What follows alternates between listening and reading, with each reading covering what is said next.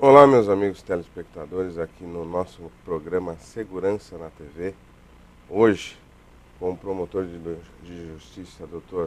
Juliano Atoge. A gente veio e trouxe aqui, Dr. Juliano, até para a gente esmiuçar um pouquinho mais a todos vocês telespectadores as funções do Ministério Público, né? O que o Ministério Público faz, quais as atribuições, né? E quais as suas formatações. Primeiro, obrigado pela concessão da entrevista. Gostaria desde já de agradecer. E gostaria que o senhor falasse um pouquinho do que o Ministério Público faz, quais as funções do Ministério Público, né? Para que a gente possa mostrar aí para a população um pouquinho mais do Ministério Público, porque tem muita coisa que acaba ficando muito fora do conhecimento do MP, da população em relação ao MP, e aí a população acaba fazendo, né, uma interpretação completamente errônea. Muito obrigado. Primeiramente, agradecer o convite aqui da TV das Artes, Dr. Junqueira, sempre um parceiro aí no trabalho com a Promotoria de Justiça de Embu das Artes. Sou Juliano Carvalho Atoge, sou promotor de justiça desde 2016. Fui delegado, 2016, fui delegado de polícia aqui em Taboão da Serra, município vizinho aqui. Gosto muito dessa região, aprecio muito aqui a população dessa região. Eu acho que é uma população que precisa de cuidados e essa é uma das funções do Ministério Público. Dentre os roles previstos no artigo 127 e 129 da Constituição, posso destacar: há uma leve impressão que o promotor ele só acusa, ele só está lá no criminal como promotor de acusação. Só que a partir da Constituição de 88 mudou um pouco esse espectro. O Ministério Público passou a zelar, já zelava, mas com mais propriedade em relação ao meio ambiente, em relação à probidade administrativa, à malversação do dinheiro público por parte dos nossos governantes, seja eles prefeitos, governadores, até mesmo o presidente da República, a exemplo do que aconteceu na Operação Lava Jato. O Ministério Público cuida também da infância, da infância e do adolescente, principalmente a infância carente, as crianças carentes, também das crianças que estão em situação de infração à lei penal. O Ministério Público cuida também em relação à habitação e urbanismo, a o sistema viário, bem como o meio ambiente urbano. O Ministério Público cuida do controle externo da polícia, que é uma função muito importante, que agora o Ministério Público está aprendendo a realizar. E agora o Supremo Tribunal Federal sedimentou a possibilidade do Ministério Público investigar, inclusive com algumas diretrizes. E essa é a função do GAECO, do Grupo Especializado no Combate ao Crime Organizado, GECEP, Grupo especializado no controle externo da polícia, seja militar como civil, e atuamos também na esfera militar estadual, punindo os policiais militares que eventualmente transgridem o Código Penal Militar. Aliás, o doutor falou da Lava Jato e é uma coisa que hoje a gente vê muito, né, em função da própria Operação Lava Jato, a gente vê muito esta operação do Ministério Público, né? Porque a Lava Jato ela ganhou uma proporção muito grande e aí então se torna um pouco mais factível das pessoas, dos nossos telespectadores entenderem, né? Porque vem lá o Ministério Público, aquelas acusações, as questões das delações, né? E etc. E tal. Então fica um pouco mais claro para eles. Mas voltando à questão dessas atribuições, a gente poderia dizer que o Ministério Público, assim como o Judiciário, está à disposição da população, né? Caso ela venha a se sentir lesada dentro dessas diretrizes que o doutor falou, né? A procurar o Ministério Público, eventualmente ela pode fazer uma denúncia, essa denúncia ela tem que ser anônima ou ela precisa ser redigida a termo e assinada? Como que funciona a parte, vamos assim dizer, mais prática, né, do Ministério Público? Sim, sem dúvida. O Ministério Público está de portas abertas para a população. Aliás, é uma função do Ministério Público receber a população, atender o público, receber os anseios da população aqui dos munícipes de Embu das Artes. Chegando lá, não necessariamente uma denúncia, qualquer tipo de denúncia, ela vai virar um procedimento. Essa denúncia tem que ter um mínimo de embasamento, porque senão ficamos recebendo um monte de denúncias sem pé nem cabeça.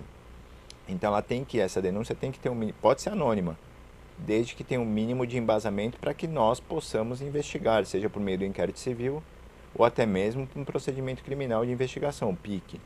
Então, o ideal seja que traga a nós elementos para que nós possamos prosseguir, puxar essa linha e prosseguir nas investigações. Foi o que aconteceu na Lava Jato. Era um simples multa de carro, era uma simples multa de carro em nome de terceiros e dali se puxou a linha. Primeiro começou com uma prisão da Polícia Federal em relação ao tráfico de drogas, de lá se descobriu uma multa de um carro que não estava no nome da pessoa e de lá se puxou toda uma investigação.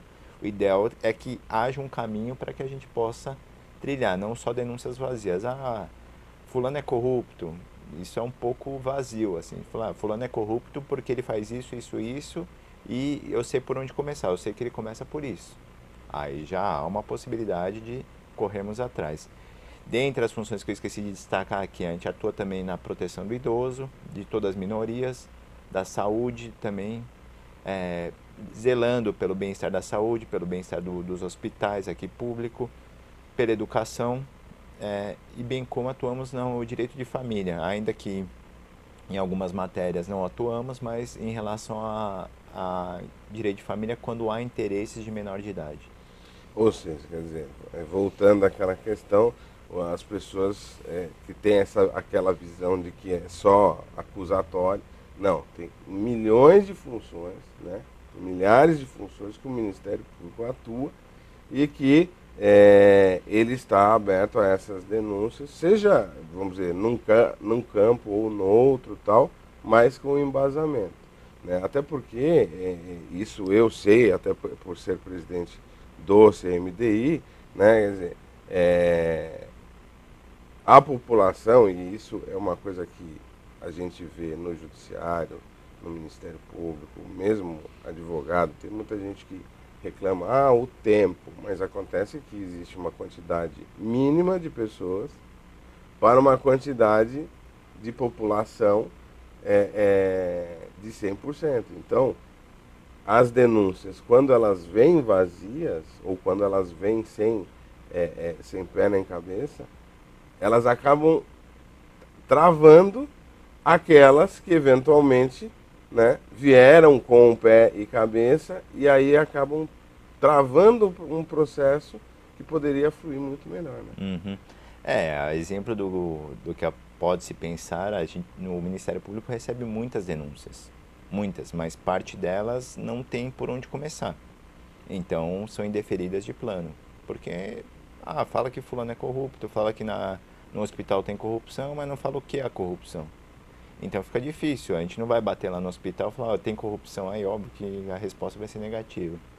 Então a gente precisa de um mínimo de embasamento para seguir uma linha, para instaurar um procedimento mesmo, porque o procedimento a gente não pode instaurar ao Deus dará, assim.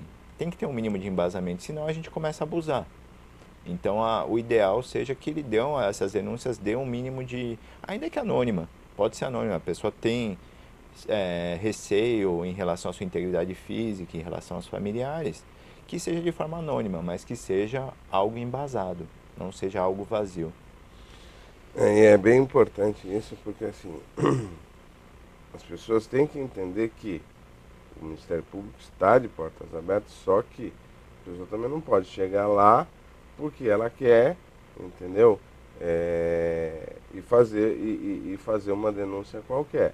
Né? Até porque ela vai tomar um tempo que é desnecessário. Né? A gente teve recentemente, no caso de idoso especificamente, a questão de uma idosa que veio a falecer, a óbito, porque a gente estava tentando tirar ela do, vamos dizer, do pronto-socorro e a gente estava meio que patinando, né? Agora, doutor, me diga o seguinte, hoje o doutor está na Barra Funda, né? Estou na promotoria do júri substituindo um colega que está na assessoria. E o doutor atua na região aqui ou o doutor ou como que isso é uma coisa que talvez as pessoas também, como que funciona essa questão de pastas, essa questão de do doutor tá hoje aqui, tá amanhã acolá, né? Isso é uma coisa que talvez as pessoas se perguntam, mas eu falei com a doutora fulana e agora não é a doutora Uhum. fulana, virou, agora é o doutor tal. Então, isso é uma coisa que é bem interessante, porque as pessoas entendam que vocês, na verdade, vocês são destacados, né? Uhum. Para exercício de algumas pastas, mas isso não significa dizer que o Ministério Público, né, por seu procurador, ele não possa disponibilizar, né, tanto o senhor como qualquer outro promotor para uma outra função, né? Uhum. Exemplo do que o senhor falou, eu ingressei na carreira como promotor substituto, todos ingressam como promotor substituto. Houve uma demora em relação às promoções, eu consegui me promover agora. Promovi para entrância inicial. Então, a princípio, eu sou promotor substituto da região da circunscrição judiciária de Itapecerica da Serra, que engloba, além de Itapecerica da Serra, Taboão, Imbu, Coti, Itapevi e Vargem Grande Paulista. Então, eu atuo, via de regra, eu sou designado para tapar buracos nessas promotorias. Por exemplo, um colega que sai de férias, um colega que vai para assessoria, um colega que pega uma licença saúde. Então, eu estou para tapar buracos. Com o decorrer do tempo na carreira, você consegue se promover para uma entrância inicial. A minha entrância inicial será Itaporanga, que eu vou em novembro. Por coincidência, a mesma da doutora Carla, que também é promotora aqui do Imbu, que já conseguiu vir para a região, que era um sonho dela. E eu vou passar um tempo lá, provavelmente um ano, para depois conseguir me promover para uma entrância intermediária, que pode ser na Grande São Paulo. A exemplo de Caieiras, Franco da Rocha. E, por fim, na carreira, ir para uma entrância final, que pode ser Embu, Taboão, Itapecerica da Serra, Cotia, que como eu sou da região Itapevi, como eu sou aqui próximo, moro próximo, para mim é interessante um dia vir a atuar aqui, até porque eu gosto da região, tenho apego a essa região, como eu fui delegado, eu sei dos anseios da população, conheço muita gente aqui, então fica mais fácil, até o promotor, se tem aquela visão que ele tem que estar distante da população. Eu penso o contrário, eu penso que o promotor ele tem que estar inserido na população e de lá que saem as melhores informações, de lá que você consegue pegar as melhores linhas de investigações, ouvindo a pessoa no restaurante, a pessoa falou, doutor, te puxa, posso bater um... Claro, pode. E lá a gente ouve, faz um bate-papo informalmente, eu consigo. Eu falei, mas por que você está me dizendo isso? Como que eu consigo isso? E aí, informalmente, a pessoa se abre mais nesse ambiente. Então, eu acho que a função do promotor ele tem que estar próximo à população e nunca distante. Foi muito interessante essa pontuação do doutor, que quando eu estava presidente, até agora, abril, lá no Conseg, eu sempre falei para as promotoras, como a gente fazia a transmissão das reuniões ao vivo, eu sempre falava para as promotoras que aí é uma coisa minha. Eu sei que é complicado, a doutora está indo na reunião do Conseg e tal, mas se a doutora estiver ouvindo as demandas ali pontuadas, ali colocadas, né, de uma certa forma é mais ou menos isso que o doutor. E a doutora Patrícia chegou até aí em reuniões e verificar que as demandas acontecem ali, né, e aparecem ali, e até ela depois chegou a me solicitar demandas que tinham aparecido, né, que tinham sido relatadas por munícipes e tal, nas reuniões. Então, quer dizer, é mais ou menos isso que o senhor falou. Tá mais inserido dentro do contexto da população, né, dentro do contexto dos anseios que a população quer.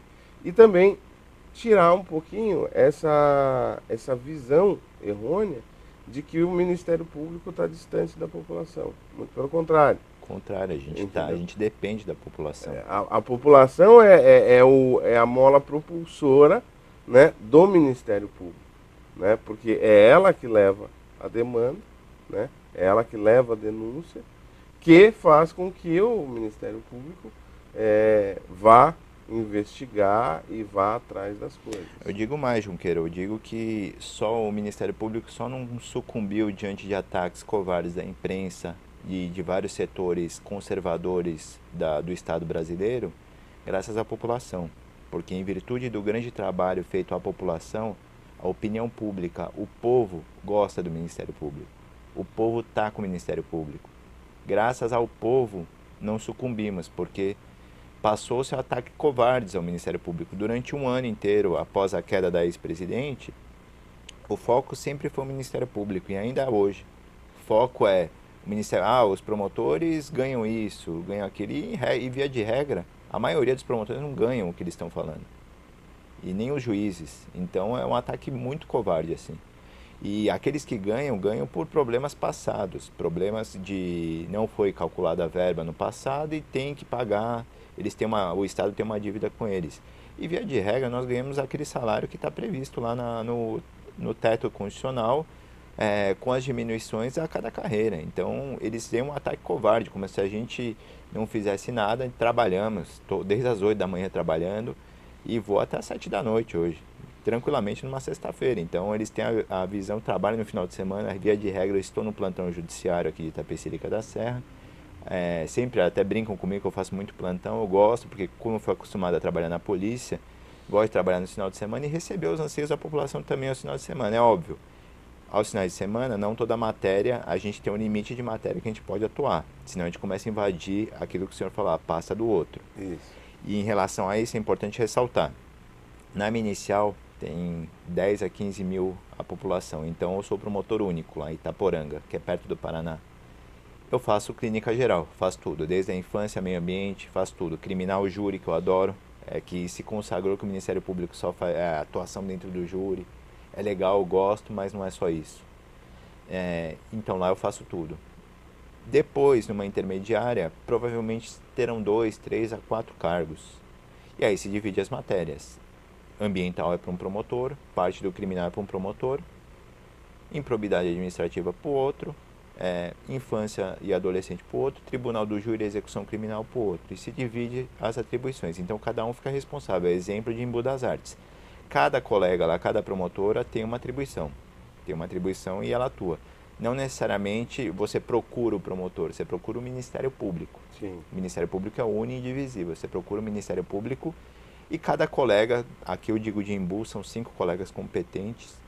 Cada colega vai exercer a sua função lá. Uma exerce a infância e juventude, outro o tribunal do júri, outra a improbidade administrativa, todas muito competentes e abertas à população. Fantástico, doutor Juliano. Primeiro, eu queria agradecer pela entrevista. Sei que seu dia é bastante complicado, né?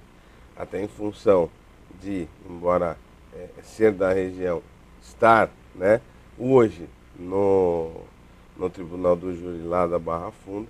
Então, desde já agradeço a sua atenção. E a todos vocês da população, saibam, o doutor Juliano está aqui e nós sempre reiteramos, o Ministério Público está à disposição. Quer fazer uma denúncia? Pode fazer uma denúncia, que seja embasada, que tenha elementos, entendeu? E leve ao Ministério Público. De lá, ele vai seguir para a pasta competente aquela matéria que você levou. Eu queria primeiro agradecer demais a sua presença e até outro dia a gente volta numa outra oportunidade. Forte abraço a todos os meus telespectadores.